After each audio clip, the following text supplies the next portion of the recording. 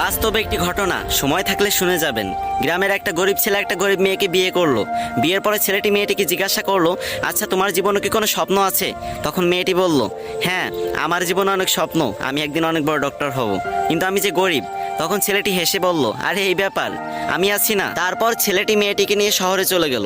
সে প্রতিদিন রিক্সা চালাতো এবং বাসায় এসে নিজেই রান্না বান্না করতো। এদিকে মেয়েটি পড়াশোনা করতে লাগলো। এরকম করতে করতে মেয়েটি একসময় ডক্টর হয়ে গেল।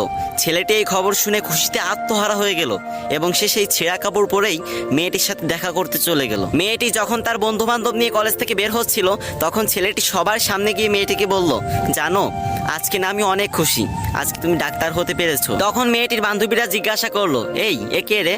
তখন মেয়েটি বলল, আরে আমি চিনি না, হয়তো কোনো ভিক্ষুক টিক্ষুক হবে।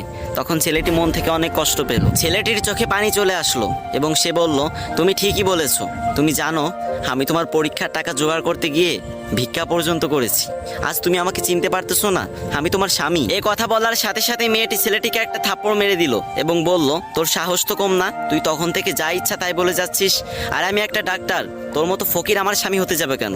ছি। এরপর মেয়েটির একটি চাকরি হলো, আস্তে আস্তে টাকা পয়সা বাড়ি গাড়ি সবকিছুই হলো, কিন্তু ছেলেটা গরিব রয়ে গেল। কি বুঝলেন? ওই যে গ্রাম বাংলা একটা কথা আছে না, ভালা মানুষের